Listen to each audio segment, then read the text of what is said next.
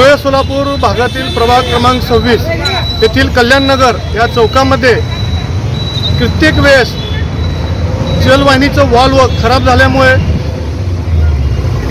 या जलवाहिनीत गळती लागून लाखो लिटर पाणी वाया जात आहे। याबाबत संबंधित झेडो बाबर यांना कल्पना दिली असताना सुद्धा त्यांनी या प्रकाराकडे लक्ष दिलं नाही। एकीकडे महानगरपालिका म्हणते की पाणी जपून वापरा, उन्हाळा आहे, पाण्याची टंचाई आहे, उजनी मायनसमध्ये आहे।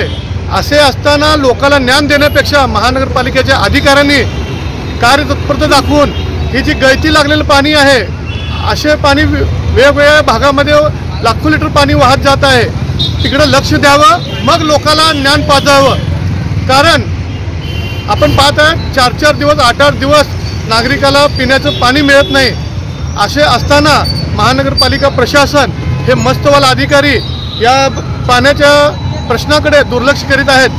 त्यामुळे मी आयुक्त मॅडमना विनंती करतो, अशा अधिकाऱ्यावर तुम्ही कडक कारवाई केली पाहिजे, जेणेकरून महानगरपालिका अधिकारीचं जे कामापासून कुचराई करतात अशावर कारवाई झाली पाहिजे, असं आम्ही संभाजी ब्रिगेडच्या वतीनं आयुक्त मॅडम यांना भेटून निवेदन देणार आहोत।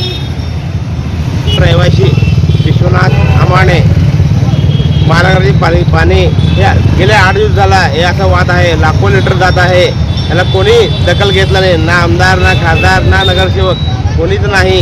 हे असं वाद आहे, लोकांना पाणी प्यायला नाही आहे, तरी इथं लाखो लिटर जात आहे, याला प्रशासनाने बघून न बघितलं का जाते। रोज वाहत चाललं पाणी इथं खाली पाण्यात, हे वॉल नेहमी निघत असते का? हो, नेहमी।